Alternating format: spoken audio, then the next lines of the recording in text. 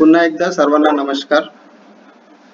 मी doctor Anil वंगलवार, Panchal जनजागृती मंच या माध्यमातून विश्वब्राह्मण पांचाल समाज याच्या साहित्यावर अत्यंत महत्त्वाच्या आणि अभ्यासपूर्ण विषयावर मार्गदर्शन आपण आज ऐकणार आहोत.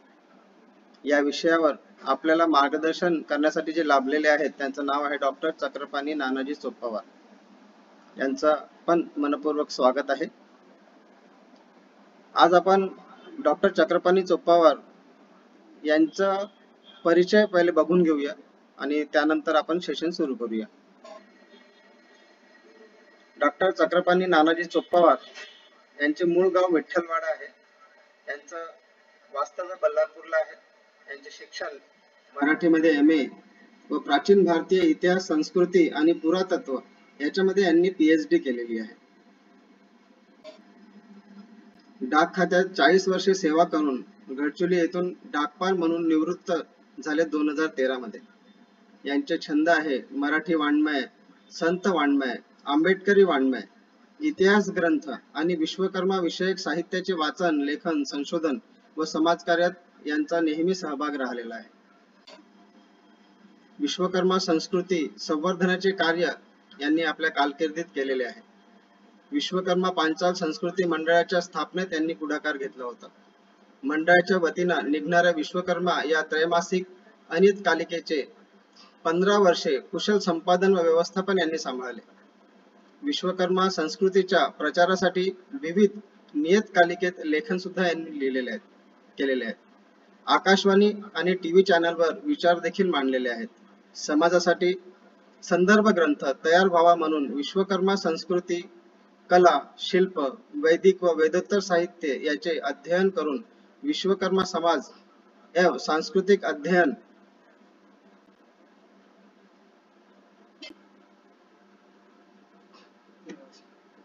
वैदिक काळ ते 13वे शतक या विषयावर नागपूर विद्यापीठातून PhD प्राप्त केली व पुस्तके छापून प्रचार केला.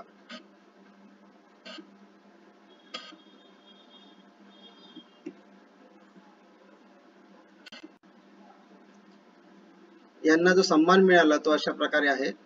अखिल भारतीय विश्वकर्मा रचनाकार पत्रकार बुद्धिजीवी संघ, फरीदाबाद, हरियाणा 1998 मध्ये कर्नल चंद्रप्रकाश जांगडा यांच्या हस्ते सन्मानित करण्यात आले. आंध्र प्रदेश विश्वब्राह्मण धर्मपीठ हैदराबाद रजत महोत्सवानिमित्त 1999 मध्ये डॉक्टर प्रभाकर चारी यांच्या हस्ते सन्मानित करण्यात आले. विश्वब्राह्मण पांचाळ सेवा समिती चंद्रपूरच्या वतीने 2014 मध्ये सन्मानित करण्यात आले.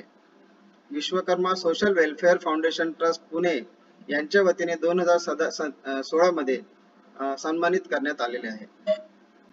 अखिल भारतीय पहिले विश्वकर्मा साहित्य संमेलन धुळे या कार्यक्रमाचे उद्घाटन डॉक्टर चक्रपाणी चोप्पावार यांच्या हस्ते झाले होते 2019.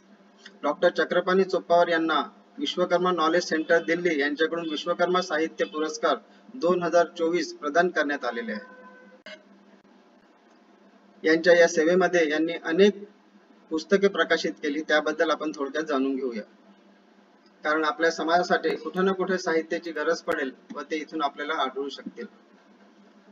भारतीय संस्कृतीला उन्नत अवस्थेपर्यंत पोहोचण्याकरता शिल्पकारांचे प्रारंभिक जीवनमान, त्याचे सामाजिक स्थान, त्याची कसब आणि शिल्पकलेतील प्रगती याचे ऐतिहासिक पुरातात्विक आधारावर केलेले विवेचन, दुर्मिळ आणि विस्तृत माहितीसह लिहिलेला ग्रंथ, त्याचे नाव आहे भारतीय संस्कृतीचे संवर्धन विश्वकर्मा शिल्पकार. सर्वांनी वाचायला हवं. यानंतर लिहिलेले जे पुस्तक आहे पोतलुरी वीर ब्रह्मेंद्र स्वामी जीवनकथा आणि त्यांचे तत्वज्ञान, यामध्ये अंधश्रद्धेत गुरफटलेल्या व नैतिक अध्यपतन झालेल्या समाजाला मार्ग दाखविणे तेलुगू संतांचे मराठीत एकमेव पुस्तक यांनी लिहिलेले आहे, जे आपल्या समोर आहे. विश्वकर्मा वंश या पुस्तकाचा सारांश असा आहे की मनु, मया, त्वष्टा, शिल्पी आणि दैवज्ञ हे विश्वकर्मा वंशाचे घटक कालानुसार कसे भिन्न संस्कृती निर्माण झाले आणि शिल्प संस्कृतीत कसा आकार दिला याचा नवीनच सिद्धांत प्रतिपादन करण्यात या ग्रंथामध्ये माहिती दिलेली आहे.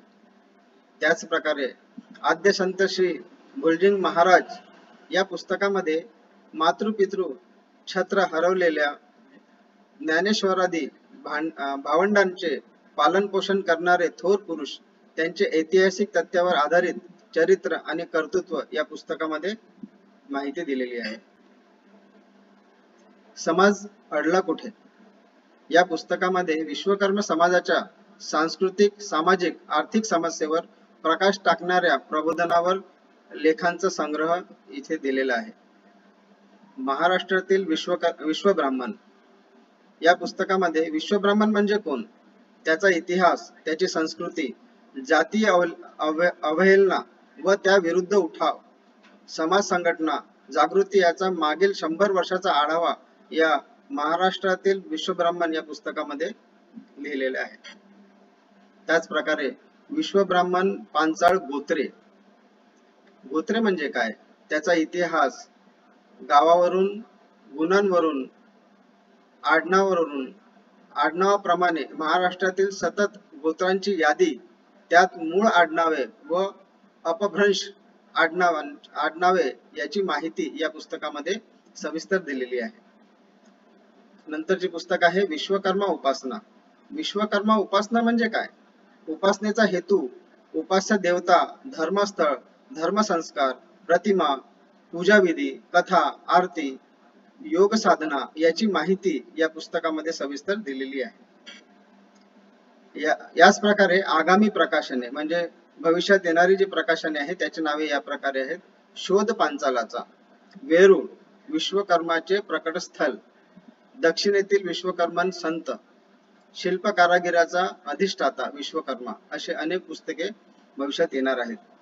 तर या इतक्या सुंदर पद्धतीनं यांनी जे प्रकाशन केलेले पुस्तके आहेत आणि अध्ययन केलेले आहेत, तर याचा आपल्या समाजाला भरपूर लाभ मिळावा या दृष्टीने आपण त्यांना आग्रह करूया की त्यांनी आमच्या समोर यावं आणि आपलं ज्ञान आमच्यापर्यंत पोहोचवावं.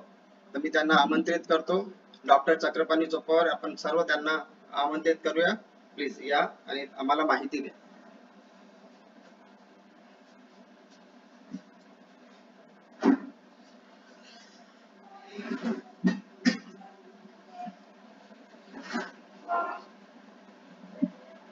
धन्यवाद मंगलवारजी. सर्व समाज बांधवांना नमस्कार. माझा परिचय बराच विस्तृत करून दिला, तसं एवढा विस्तृत करण्याची गरज नव्हती, तरी पण आपल्याला माहित व्हावं हा त्यामागचा हेतू दिसतो त्यांचा. तर आपला जो ठरवलेला विषय आहे विश्वब्राह्मण पांचाल समाज. विश्वब्राह्मण पांचाल समाज हा समाज किती मोठा आहे किंवा कुठे कुठे पसरलेला आहे, ह्या समाजाचं स्वरूप काय, त्याचं अस्तित्व काय, ऐतिहासिक अस्तित्व, या सर्व गोष्टींचा उहापोह करणे हा या कार्यक्रमाचा हेतू आहे. आपण सारे विश्वब्राह्मण पांचाल आहोत, विश्वब्राह्मणही आहोत, पांचालही आहोत आणि विश्वकर्मा वंशीय पण आहोत. परंतु मग यामध्ये विश्वब्राह्मण वेगळे कसे किंवा विश्वब्राह्मण नाव का म्हणून? सर्व नावाचा अर्थ जर एकच असेल, एकच वंशीय, तर वेगवेगळे नावं का पडली? हाही आपला हेतू आहे. तर विश्वब्राह्मण म्हणजे कोण याचा सरळ अर्थ असा आहे, विश्वकर्मा वंशीय ब्राह्मण ते विश्वब्राह्मण. काही बाळशास्त्री क्षीरसागरांनी जी व्याख्या केली विश्वब्राह्मणाची, तर ती हीच व्याख्या आहे. त्यांची दुसरी व्याख्या पण अशी आहे की विश्वकर्मा यामध्ये विश्वकर्मा वंशीय ब्राह्मण यामध्ये कर्म शब्दाचा लोप झाला आणि तेव्हा विश्वब्राह्मण शब्द शिल्लक राहिला. मुळात ही व्याख्या म्हणावी तशी पुरेशी नाही आहे किंवा बिनचूक नाही आहे, परंतु कारण कर्म शब्दाचा लोप करणे हा आपल्या संस्कृतीत बसलेला शब्द नाही आहे. त्याच्यामुळे विश्वब्राह्मण हे विश्वकर्मा वंशीय ब्राह्मण आहेत हेच अगदी योग्य उत्तर आहे.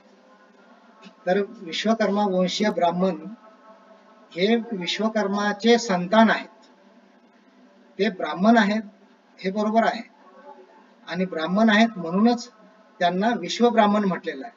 विश्व शब्द हा विश्वकर्मापासून निर्माण झाला आणि त्याला ब्राह्मण शब्द लागून विश्वब्राह्मण शब्द निर्माण झाला आहे.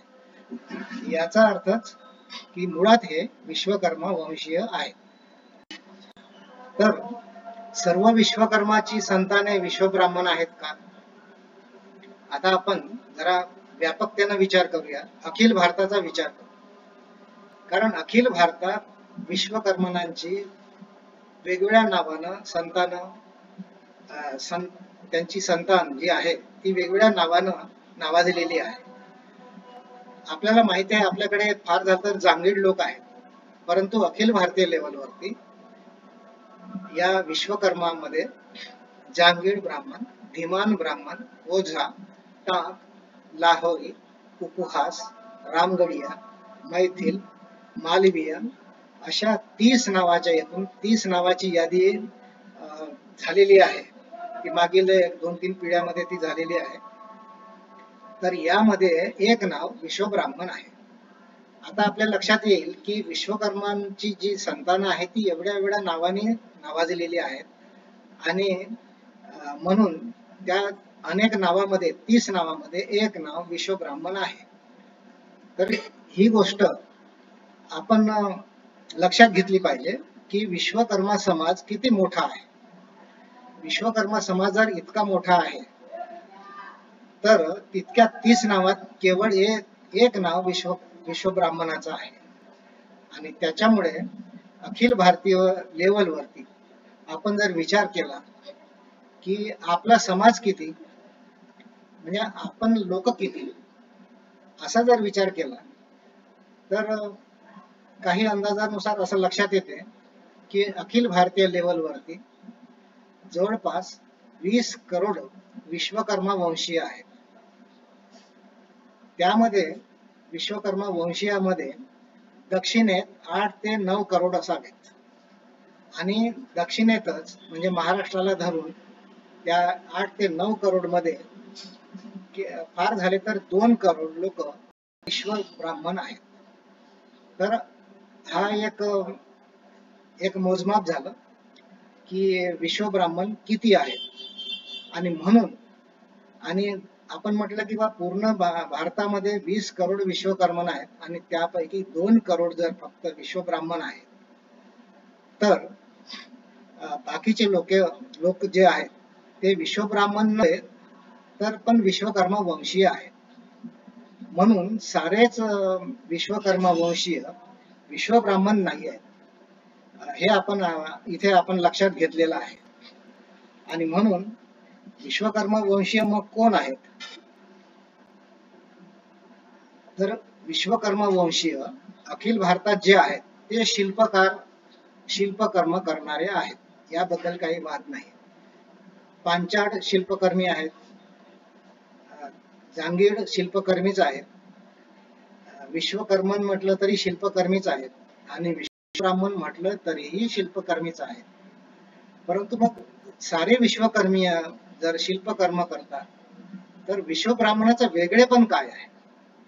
विश्वब्राह्मणाचं वेगळेपण आपल्याला असं लक्षात येईल की जे लोक ब्रह्मकर्म करतात ते विश्वब्राह्मण होत असं आपल्याला म्हणता येतं.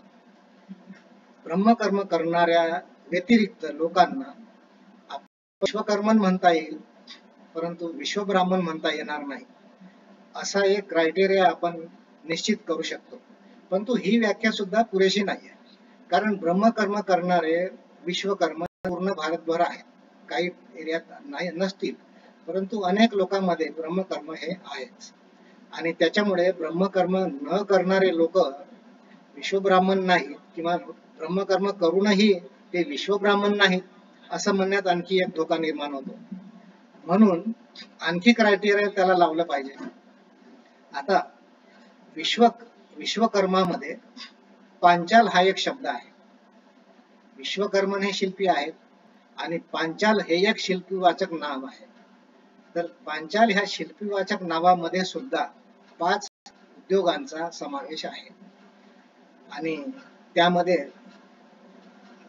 कशी लोहार, सुतार, तांबट, शिलाशिल्पी आणि सुवर्णकार अशा 5 कर्म करणाऱ्या लोकांना पांचाल म्हटलेलं आहे.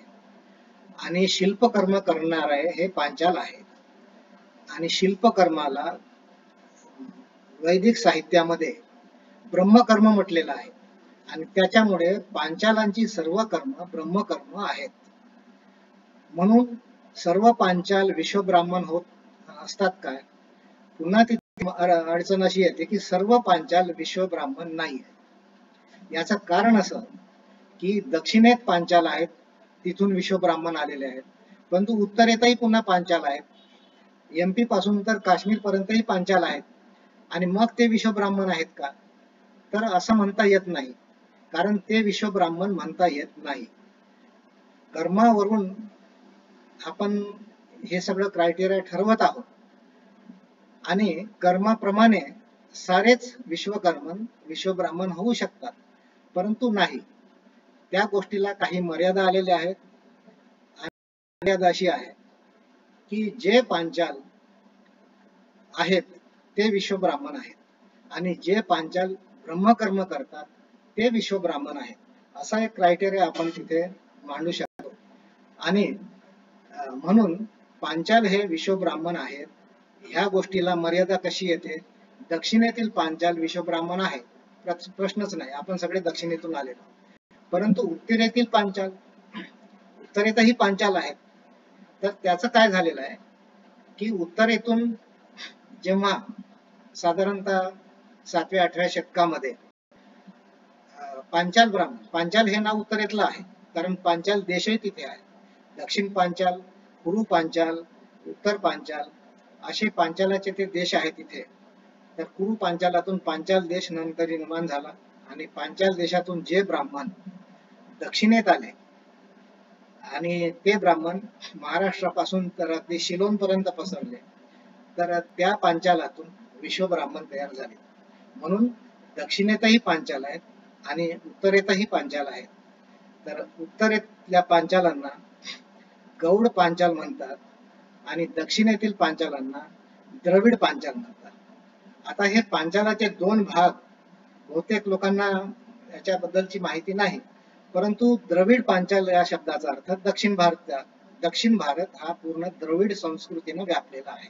पूर्वीपासून आर्यांच्या आगमनानंतर पूर्ण भारतभरचे द्रविड हे दक्षिणेत आले आणि वरती आर्यांचं राज्य प्रस्थापित झालं. जे पांचाल तिथे राहून गेले ते उत्तरेतले पांचाल झालेत आणि जे पांचाल खाली आलेत तर दक्षिणेतील पांचाल झालेत. आणि दक्षिणेतील पांचालामधूनच विश्वब्राह्मण निर्माण झालेत. आणि विश्वब्राह्मणांचं एक लक्षण असं की ते ब्रह्मकर्म करतात, म्हणून त्यांना विश्वब्रह्म म्हणतात किंवा विश्वब्राह्मण म्हणावं. तर आता पुढचा प्रश्न असा येतो की ब्रह्मकर्म म्हणजे नेमकं काय? तर ब्रह्मकर्म याचा अर्थ असा की वैदिक ज्ञान असणे आणि वैदिक विधी आपण करणे हा त्यामागचा हेतू आहे. ब्रह्मकर्मामध्ये षटकर्म आहे, 6 कर्म आहेत. 6 कर्म जे लोक करतात त्यांना ब्रह्मकर्म करणारे विश्वब्राह्मण म्हणता येईल. त्या षटकर्मामध्ये 6 जे आहेत त्यापैकी पहिला आहे यजन. यजन म्हणजे यज्ञ करणे, स्वतः यज्ञ करणे, धार्मिक विधी करणे, यज्ञासंबंधी माहिती ठेवणे, यज्ञासंबंधी सगळे ज्ञान त्याला असणे. आणि ज्ञान असल्यावेळा त्याला यजन करता येणार नाही, म्हणून यजन जो करतो ते त्याचं पहिलं ब्रह्मकर्म. दुसरं ब्रह्मकर्म असं याजन. याजन म्हणजे दुसऱ्याचे धार्मिक विधी करणे, पौरोहित्य करणे. दुसऱ्याच्या घरी जाऊन आपण धार्मिक विधी करून त्या आपला म्हणजे एक धार्मिक विधी हा आपण करणे आणि करता येणे म्हणजे याजन आहे. तर हे दुसरं ब्रह्मकर्म आहे. आपण सर्व प्रकारच्या धार्मिक विधी करता आल्या पाहिजेत, हा त्या मागचा हेतू आहे. तिसरा षटकर्म आहे दान देणे. दान देणे हे सुद्धा ब्रह्मकर्म आहे. आता दान देणे ब्रह्मकर्म कसा आहे हे थोडस शब्दातून अर्थबोध होत नाही, परंतु इथे एक माणुसकीचं पण लक्षण आहे की देवळे बांधायला, लेणी खोदायला दानाची गरज असते आणि त्या दानदात्यामध्ये आपले विश्वब्राह्मण सुद्धा लोकांनी दान दिलं पाहिजे, हा त्या मागचा हेतू आहे. आणि आपण इतिहासात पाहिलं तर असं लक्षात येईल की अनेक लेण्यांना, देवळांना दान दिलेले आहेत. मी अनेक लेणी आणि मंदिरही पाहिले आहे की त्यावरती आपल्या विश्वकर्मणांची नावं कोरलेली आहेत. पुण्याजवळच्या एका लेणीमध्ये एका सुवर्णकाराचं नाव कोरलेलं आहे, त्याला तिथे हेमकार असं म्हटलेलं आहे. तर अशा पद्धतीनं तिथे त्यांनी जे दान दिलं त्याचं नाव तिथे कोरलेलं आहे. कधी कधी या दानामध्ये पैसा, जमीन, सोने आणि नाही हे जर वस्तू नसतील तर मेहनत स्वतःची, हे सुद्धा दानामध्ये आलेलं आहे. अशा पद्धतीनं दान दिलेले मी पाहिलेले आहेत आणि तुम्ही पाहिले असाल. तर दान देणे हे एक सुद्धा षटकर्मापैकीच एक ब्रह्मकर्म आहे. आणि चौथं दान घेणे. दान घेणे हा एक जाती व्यवस्थेतला आता निर्माण झालेला एक अधिकार झाला आहे. मुळात दान घेणे, देणे काय आणि दान घेणे काय यात फार फरक नाही आहे, परंतु दान घेण्यामध्ये आता दान कुठं कुठं घ्यायचं. शिल्पकारांनी मोठे शिल्प बांधले, मंदिरं बांधली, त्यात काहीतरी नाविन्यपूर्ण गोष्टी केल्या तर लोक त्यांना दान द्यायचे आणि बांधून घेण्यासाठी सुद्धा दान देत. म्हणजे मंदिर वास्तूसाठी पैसा, सोने, घर, जमीन हे दानात मिळत असे, पशु सुद्धा मिळत असेल, गाय सुद्धा मिळत असेल.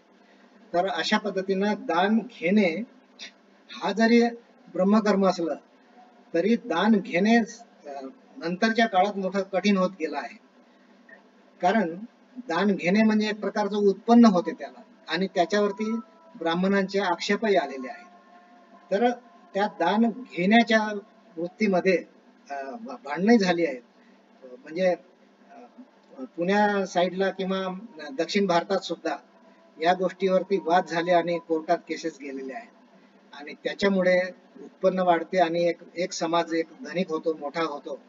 ते काही लोकांना ते न आवडल्यामुळेही कोर्टात केस गेलेले आहेत की तुम्हाला दान घेण्याचा अधिकार नाही, अशा पद्धतीचं झालेलं आहे. असो, तर त्यानंतरचा पाचवा षटकर्म आहे अध्ययन. अध्ययन म्हणजे अभ्यास करणे, वैदिक साहित्याचा अभ्यास.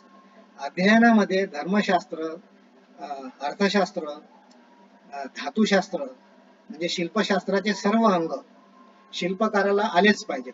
त्यात ते अध्ययन त्यांनी लहान बालपणापासून केलेलं पाहिजे. आणि म्हणून अध्ययन जर करत नसेल तर त्याला पुढचं काम येणार नाही. ज्याला धर्मशास्त्र समजत नाही त्याला शिल्पशास्त्रही समजत नाही. म्हणून सर्वात आधी धर्मशास्त्र समजून घेणे अत्यंत गरजेचं आहे. म्हणून अध्ययन मध्ये वैदिक साहित्याचा अभ्यास हा प्रामुख्याने महत्वाचा ठरलेला आहे आणि त्यानंतर शिल्पशास्त्राचा अभ्यास हे अध्ययनात येते. नंतर सहावं षटकर्म आहे अध्यापन. वैदिक ज्ञान शिकविणे, अर्थात वैदिक ज्ञान शिकवण्यासाठी आचार्य कुल असायचे. पूर्वी आपलेही लोक आचार्य होते, अजूनही आचार्य हे नाव आपल्या समाजात रूढ आहे. तर वैदिक ज्ञान शिकवणे, शिल्पज्ञान शिकवणे हे अध्यापकाचं काम आणि हे अध्यापकाचं काम करता येणे हेही सुद्धा षटकर्माचा एक भाग आहे.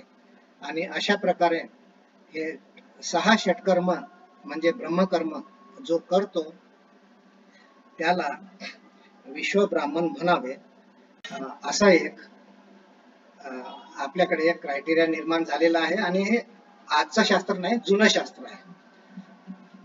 आता प्रश्न असा येतो की षटकर्म जर आपण करतो का? प्रश्न असा आहे की आपण हे सगळं सांगितलं खरं, पण आपण षटकर्म करतो का? तर आज आपण षटकर्म बहुतेकांच्या घरी करत नाही. त्यातले काही करत असतील, जसं अध्ययन अध्यापन हे शिक्षकाचं काम आहे, तर शिक्षक झालेले लोक करतायत, पण वेदाचं अध्ययन करतात का? नाही. तर मग आपण षटकर्म जर करत नाही, आपण जे अध्ययन अध्यापन करत नाही, वेदाचं ज्ञान ठेवत नाही, तर आपण विश्वब्राह्मण कसे? असा प्रश्न आपल्याला उपस्थित होईलच, आणि तो झालाही पाहिजे. आपण नाही उपस्थित केला तर बाहेरचे कोणी उपस्थित करतीलच, नाही का? त्याच्यामुळे विश्वब्राह्मण म्हणणाऱ्यांनी अध्ययन केलं पाहिजे, अध्यापन केलं पाहिजे, शिकवताही आलं पाहिजे, अभ्यासही केला पाहिजे.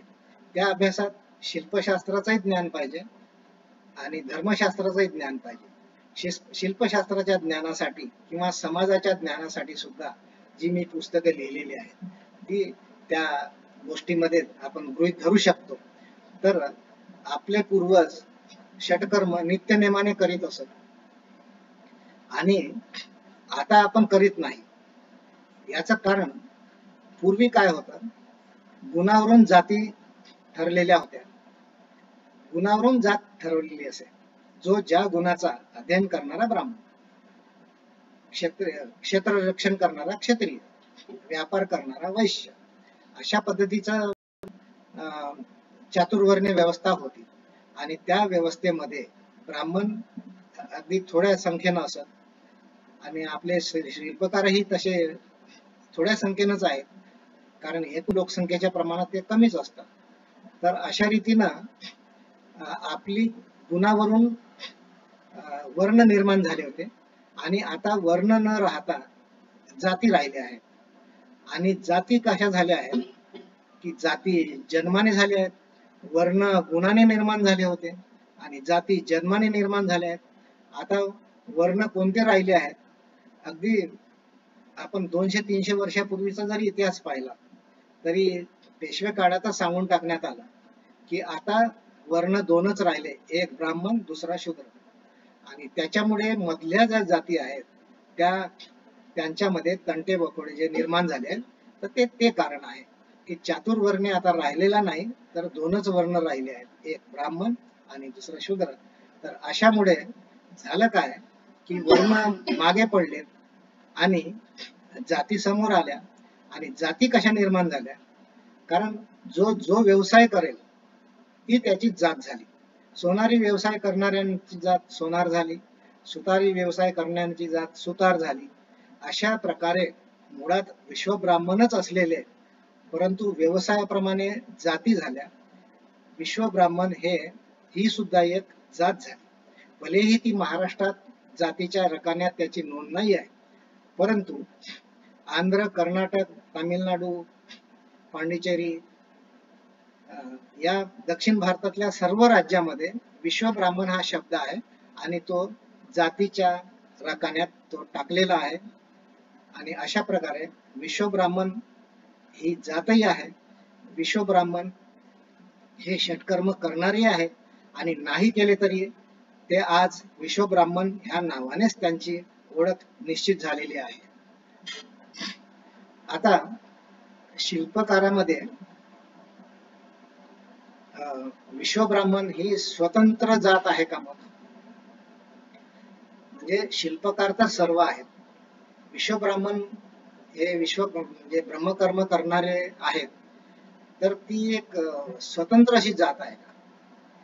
तर ती दक्षिण भारतात स्वतंत्रच आहे, कारण उत्तर भारतात विश्वब्राह्मण नाही आहे. आणि विश्वब्राह्मणाची उत्पत्ती पांचालापासून झालेली आहे, आणि तेही दक्षिण भारतीय पांचालापासून आहे. आता पांचाल कोण? तर 5 प्रकारच्या शिल्पकृती करणाऱ्यांनाच पांचाल विश्वब्राह्मण संज्ञा आहे. पांचालांना विश्वब्राह्मण म्हणतात, किंवा नाही म्हटलं तरी पांचाल हे नाव पुरेसं आहे. जाती व्यवस्थेमध्ये पांचाल हे नावच आहे. दक्षिणेत पांचालही आहे, विश्वब्राह्मणही आहे, सोनारही आहे, सुतारही आहे. आपल्याकडे सोनार, सुतार, लोहार हे आहेच, पण विश्वब्राह्मण ही जातीवाचक शब्द नाही आहे. याचं कारण असं की मंडल आयोग जेव्हा महाराष्ट्रात आलं तेव्हा आपल्या पुढाऱ्यांनी सांगितलं की आम्हाला हे आरक्षणाचं वगैरे हे आम्हाला नको, आम्ही विश्वब्राह्मण आहोत, आम्ही त्या हेतून आमचं जी रँक आहे ती आम्ही सांभाळतो, आम्हाला त्या यादीत टाकू नका. अशा पद्धतीनं ते झालेलं असल्यामुळे महाराष्ट्रात विश्वब्राह्मण शब्द जातीच्या यादीत दिसत नाही. परंतु आपण आपल्या व्यवहारात विश्वब्राह्मण वापरतो, आपण आपल्या संघटनेची नावं सुद्धा विश्वब्राह्मण ठेवतो आणि तसं ठेवण्यामध्ये काही अडचण नाही आहे. म्हणून जे पांचाल नाहीत ते विश्वब्राह्मण नाहीत असं एक आपण म्हणू शकतो. परंतु पांचाल नाहीत ते विश्वब्राह्मण नाहीत असं जर म्हटलं, याचं कारण असं आहे की मग पांचाल कोण हे स्पष्ट करणं आवश्यक आहे. कारण पांचाल नाही ते विश्वब्राह्मण नाही. विश्वब्राह्मणाची उत्पत्तीच पांचालापासून झाली आहे. 5 कामं जर नाही आले तर तो विश्वब्राह्मणच राहत नाही. आता पांचालाची 5 कामं कोणती?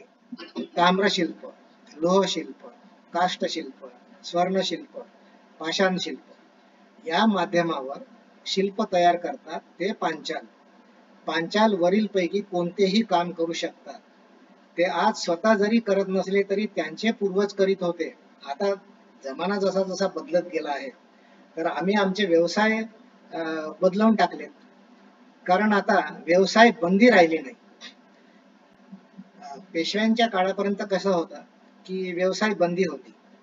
जो व्यक्ती जो व्यवसाय करीत असेल त्याने आपल्याच परंपरागत उद्योग करावा, दुसऱ्याचा व्यवसाय करू नये.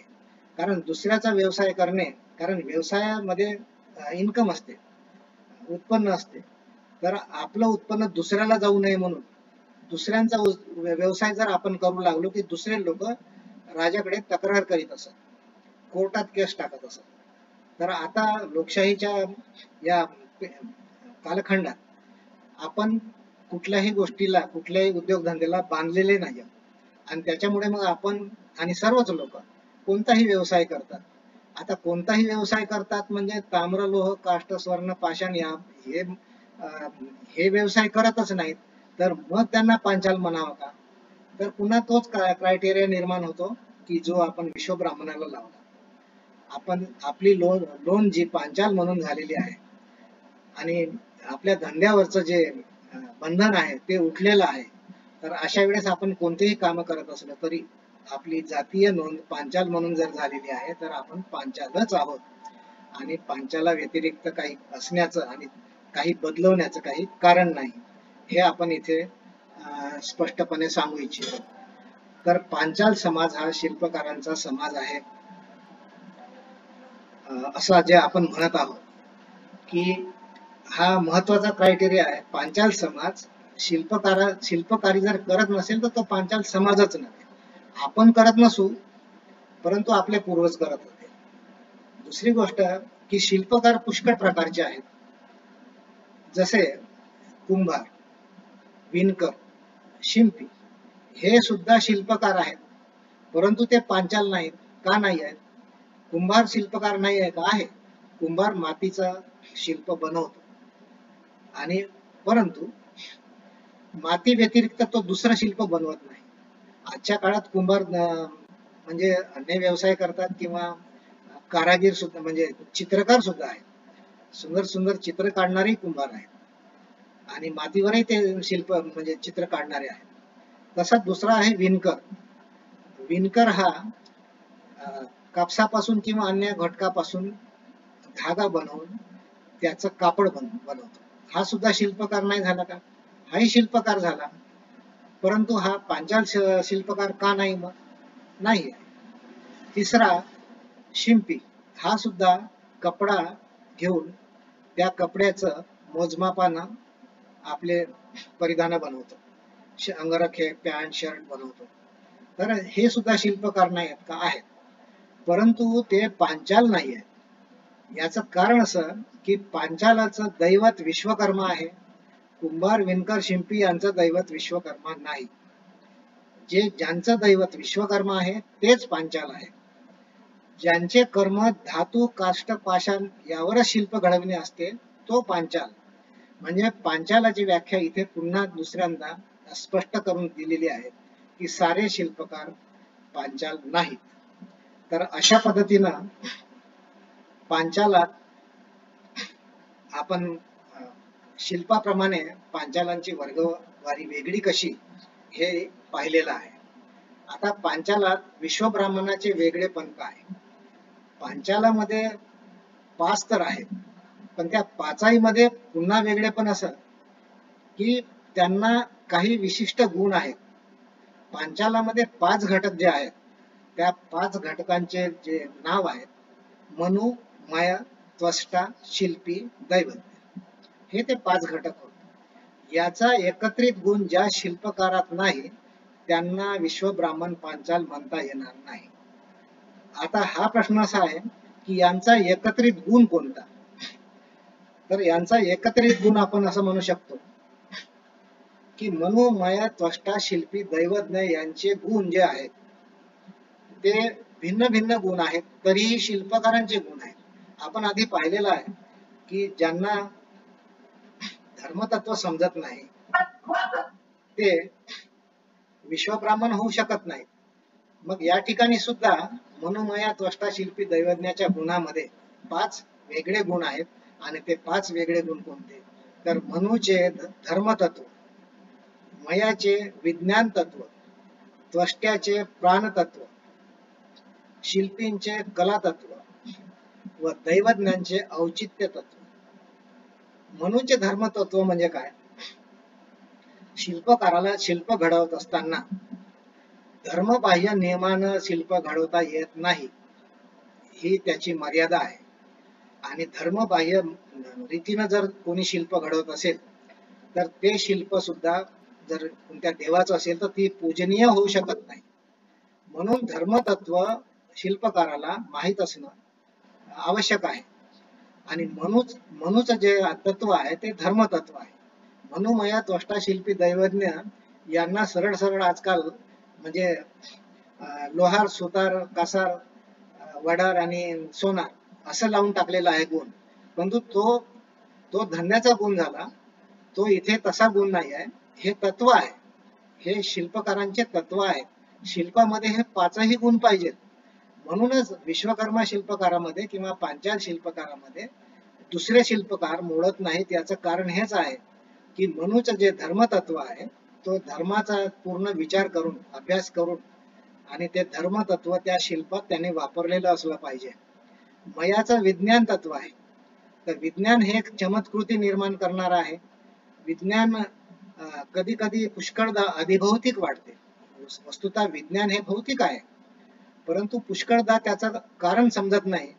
जशी उदाहरणार्थ की महाभारतातील तुम्ही मय सभा ऐकलेली आहे.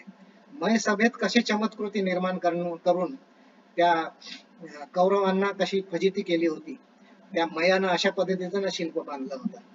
तर हे मयाचं विज्ञान आहे. त्यात चमत्कृती जरूर आहे, परंतु ती अधिभौतिक नाही, चमत्कार नाही आहे. ते चमत्कार नाही आहे, ते विज्ञान आहे.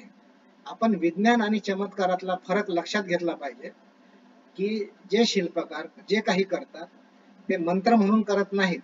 प्रत्यक्ष त्याचे वस्तुनिष्ठच ते तत्व असते आणि वस्तूवरच सगळं काय ते शिल्प घडवत असतात. म्हणून मयाचं जे विज्ञान तत्व आहे अत्यंत मोलाचं आहे. आणि त्वष्ट्याचं प्राणतत्व, कोणत्याही शिल्पामध्ये प्राण जर ओतलं नाही तर ते शिल्प निर्जीव होते. निर्जीव शिल्प पूजनीय होत नाही, हे आपण अनेकदा पाहिलेलं आहे. तर त्याची प्राणप्रतिष्ठा करतात. एखादं प्राचीन शिल्प कुठल्या डोंगरात किंवा कुठे जर आपल्याला आढळलं तर त्याचं प्राणप्रतिष्ठा केल्याविना ते पूजनीय होत नाही. आणि त्वष्टा हा शिल्पामध्ये किंवा मनुष्यामध्ये सुद्धा म्हणजे प्राणप्रतिष्ठा करतो असं ऋग्वेदात लिहिलेलं आहे. त्वष्ट्याच्या त्या गुणामध्ये लिहिलेलं आहे की त्वष्टा प्राण त्यात ओततो आणि म्हणून हे त्वष्ट्याचं प्राणतत्व आहे. शिल्पींचं कलातत्व, शिल्पी वेगवेगळे शिल्प बनवतात. अर्थात धातू, काष्ट, पाषाण अशा कोणत्याही यावरती जर शिल्प बनवली तरी ती विश्वकर्मन शिल्पकारच ठरतात. परंतु त्यात जर कला नसेल तर ते शिल्प विश्वकर्मनांचं होत नाही, पांचालांचं होत नाही, ते विश्वब्राह्मणाचंही होत नाही. या व्यतिरिक्तच्या बाहेरच्या कोणी लोकांनी जर एखादं शिल्प बनवलं असेल, त्यात कलात्मकता जर नसेल तर तेही विश्वकर्मन शिल्पकार म्हणता येत नाही, विश्वकर्माचं शिल्प म्हणता येत नाही. अशा प्रकारे कला तत्व हे त्या शिल्पात असलं पाहिजे. आणि पाचवं जे आहे दैवज्ञांचे औचित्य तत्व. दैवज्ञाच्या व्याख्या अशी आहे की दैव जाना तिथी सदैवज्ञ, जे दैव जाणतात ते दैवज्ञ. आता दैव म्हणजे काय? दैव म्हणजे आपण असा विचार करतो की पुढच्या गोष्टी, पुढे काय होणार आहे, माझ्या दैवात काय आहे, तुमच्या दैवात काय आहे, अशा पद्धतीने आपण शब्द प्रयोग करतो. परंतु याचा मूळ अर्थ तसा नाही आहे. मूळ अर्थ दैवज्ञांचं औचित्य तत्व जे आहे, उचित काय. शिल्प तर बनवलं पण ते उचित आहे का, त्याचा एकूण तत्वसंभार, ज्याची आकृती ती उचित दिसते का. म्हणजे कला तत्वानेही बरोबर पाहिजे, प्राणतत्वानेही बरोबर पाहिजे, धर्मतत्वानेही बरोबर पाहिजे, विज्ञान तत्वानेही बरोबर पाहिजे. ह्या सगळ्यांचं औचित्य जर त्या शिल्पात उतरलं तर ते औचित्य तत्व दैवज्ञांचे आहे. म्हणून उचित काय अनुचित काय हे ठरवणे हे दैवज्ञांचं काम आहे, दैवज्ञाचं तत्व आहे. ते तत्व शिल्पात आणणे अत्यंत मोलाचं आहे.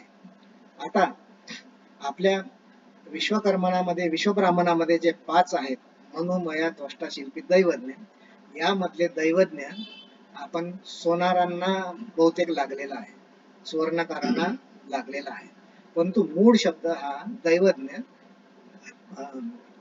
खगोलशास्त्राविषयीचा आहे.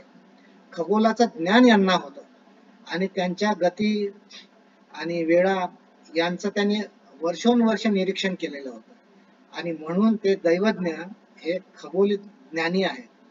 आणि खगोल ज्ञानाला धर्मतत्वाची जोड आहे. आता शिल्पामध्ये हे जर खगोल ज्ञान जर शिल्पात उतरलं नाही, म्हणजे खगोल ज्ञान शिल्पात कसं उतरणार, कोण कोणत्या मुहूर्तावरती शिल्प बनवावं या पद्धतीचे कडक नियम पूर्वीचे होते. आजही शिल्प उद्योग सुरू करताना, शिल्पाला म्हणजे सुरुवात करताना शिल्पकाराची पूजा सुद्धा केली जाते आणि आवश्यक ते सगळ्या देवतांचं आवाहन केल्या जाते आणि मग शिल्पकार शिल्प कोरायला तयार होतो, सुरू करतो. तर हे अशा रीतीने हे दैवज्ञांचं औचित्य तत्व कसं महत्वाचं आहे हे आपण पाहिलं. आणि वरील 5ही तत्व आपल्या शिल्पात जो उतरवतो तो विश्वब्राह्मण. आता विश्वब्राह्मणाची परिपूर्ण व्याख्या इथं होत आलेली आहे. आपण 5 मनोमया त्वष्टाशिल्पी दैवज्ञांचे 5 गुण आपण उतरवले आणि पाहिले, आणि त्या 5ही गुण जर उतरले नाही तर तो विश्वकर्माचं, विश्वब्राह्मणाचं शिल्प होत नाही, हे आपण इथे स्पष्ट केलेलं आहे. आपले पूर्वज हे सर्व शिल्पज्ञान बाळगीत असत, म्हणून आपण जन्माने विश्वब्राह्मण आहोत.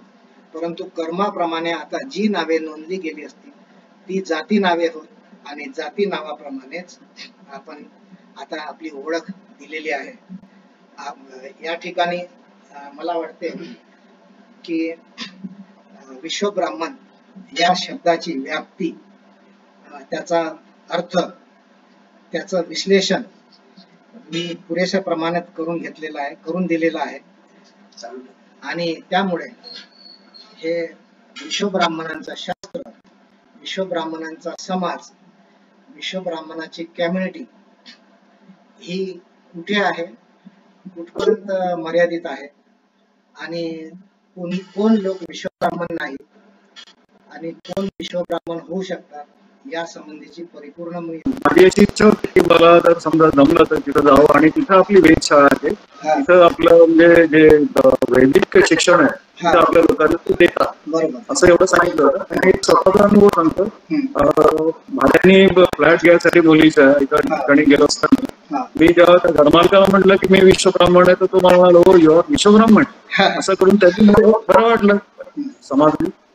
हे तुमच्याशी मला शेअर करायचं होतं इथं या मीटिंग मध्ये, बरोबर, म्हणून मी तेवढं सांगितलं. बाकी तुमचे खूप खूप धन्यवाद.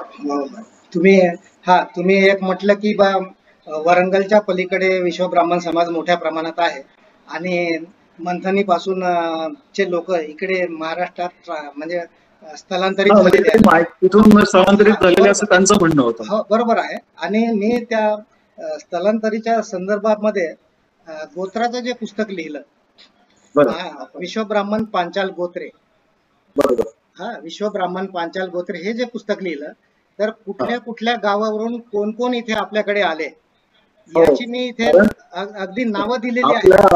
आपल्या आडनावावर मी बरचसं म्हणजे लोकांच्या मनात हे असतं की जसं माझं आडनाव असेल इत्तडवार, तर मी प्रयत्न केला होता. लोकांनी सांगितलं की तांब किंवा पितळ याच्याशी निगडीत असले. इत्तड हा शब्द तेलुगूमध्ये साधारण पितळीच्या संदर्भात आहे आणि वार म्हणजे वारू शब्द आहे.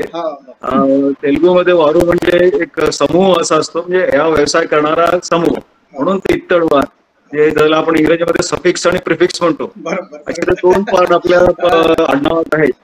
आणि मग कधी कधी असं वाटतं की काही आडनाव जे आपले महाराष्ट्रीयन पद्धतीचे आहेत, जसं तुम्ही तुमच्या याच्यात सुरुवातीला सांगितलं होतं काय अपभ्रंश होऊन वगैरे, किंवा मराठीत त्याचं कदाचित भाषांतर झालं असं. मला वाटतं तुमच्याकडे हे विश्व ब्राह्मण पांचाल गोत्रे पुस्तक आहे ना?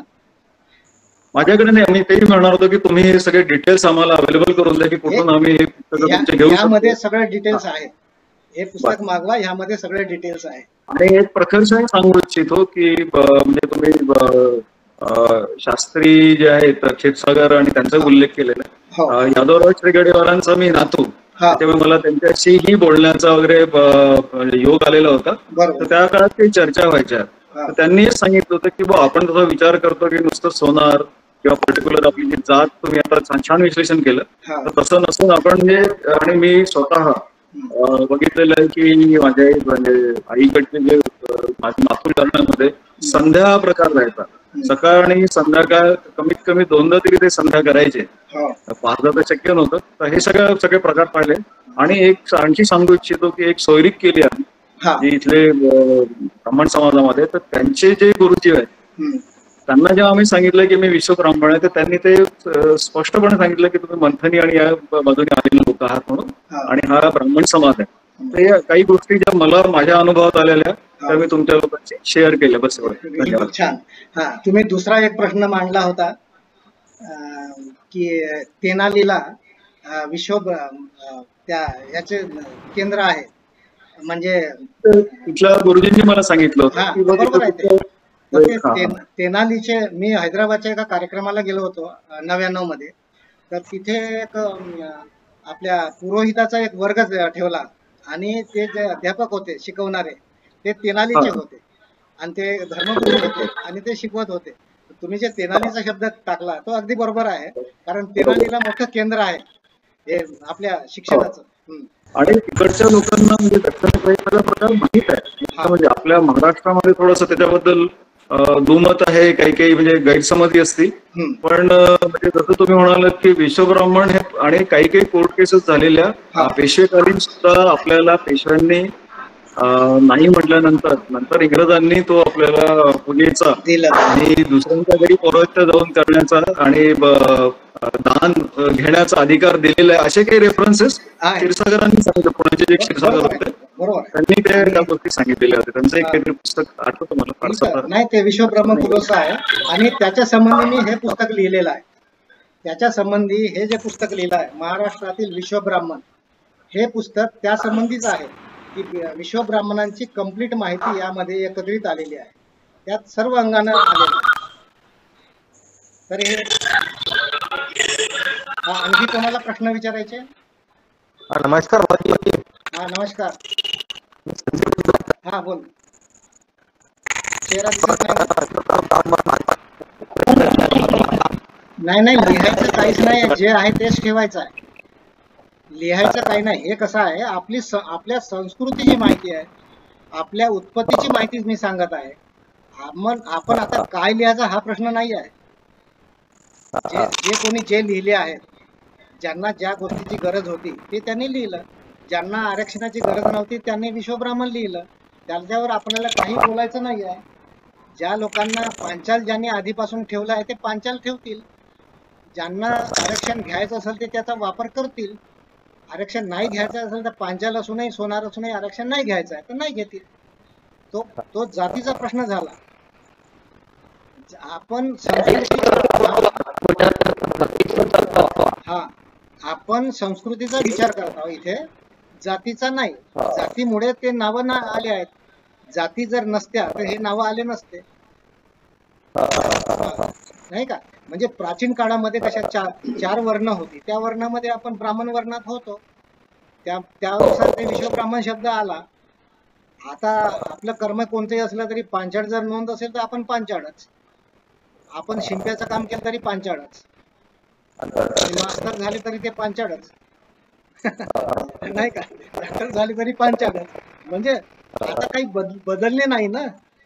आपण कोणतं नाव ठेवावं हा प्रश्न नाही आहे. आपण आपल्या संस्कृतीबद्दल बोललो. तुम्ही माझ्या नंबरवरती कॉन्टॅक्ट करू शकता, माझ्याकडे आहेत सगळी पुस्तकं. माझा नंबर हा 98 23 67 नोंद करताय? 98 23 67 82 09 09.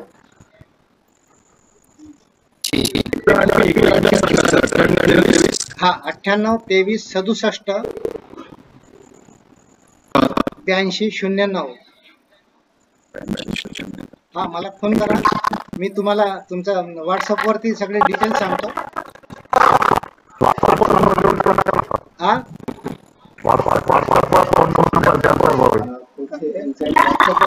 हा व्हॉट्सअप वर ना. तुम्ही कोणत्या ग्रुप मध्ये आहात?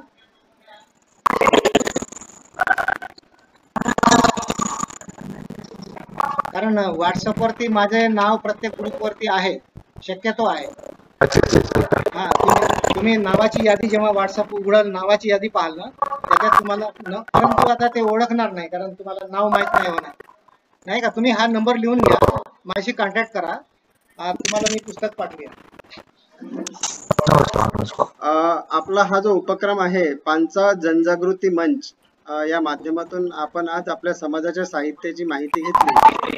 तर हे साहित्य आपल्या युवा पिढीपर्यंत जावं ही माझी खूप इच्छा आहे. कारण आज चोप्पावरजी इथे उपलब्ध होते, यांच्याकडे पुस्तकं आहेत आणि यांच्याकडे हा जो ज्ञान आहे, हा ज्ञान आपण सर्वत्र पसरवू शकतो. आणि जर आपण स्पर्धा परीक्षा जर ठेवली सोपी पद्धतीनं, एक ऑप्शन वाईज जर ठेवली, तर प्रत्येक प्रश्नाचं काय उत्तर आहे त्या प्रश्नावरून लोकांना, म्हणजे जो एक्झाम देणारा जो व्यक्ती आहे किंवा वाचन करणारा जो व्यक्ती आहे, त्याला हळूहळू आपलं ज्ञान समजायला लागेल, म्हणजे आपलं शास्त्र समजायला लागेल.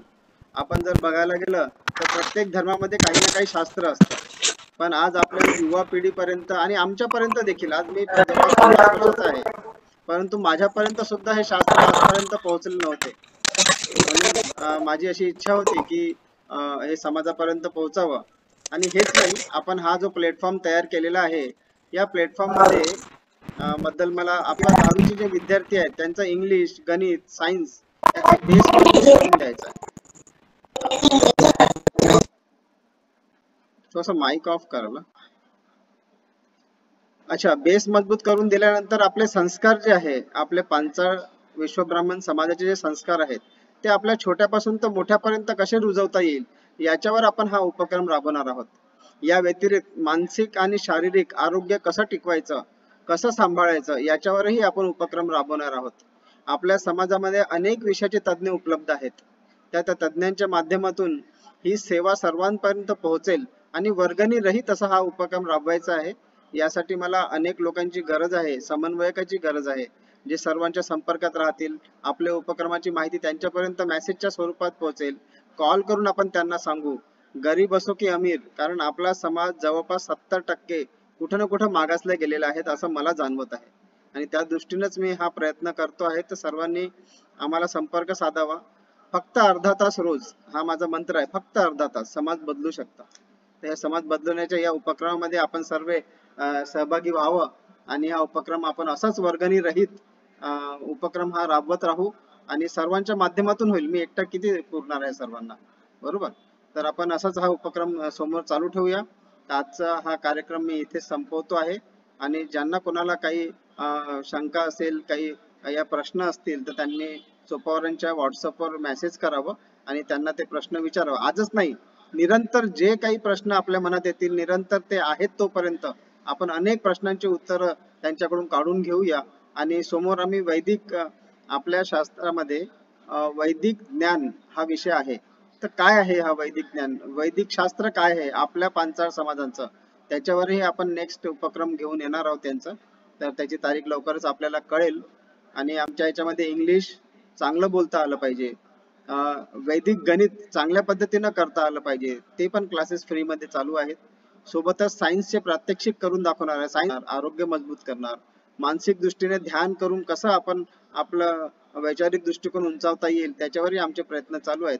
आमचे असे अनेक ग्रुप आहेत तर ज्यांना आपल्या मंचवर आम्ही नाव दिलेलं आहे की पांचाळ जनजागृती मंच, या मंचवर सर्वांनी यावं, इथे चर्चा करावी आणि समोर कसं चांगलं करता येईल तसं करावं. कारण आमच्या या मंचवर कोणीच अध्यक्ष नाही आहे, आम्ही सर्व सारखेच, इथे कोणताच पद नाही आहे, इथे फक्त एकच पद आहे, समन्वयक आणि जिम्मेदारी.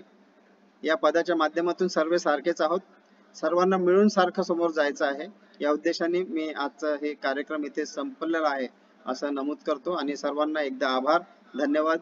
आणि चोपवार मामाजीचे पण खूप खूप आभार की ते माझ्या घरी आले आणि आम्ही या पद्धतीनं कार्यक्रम आज राबवला.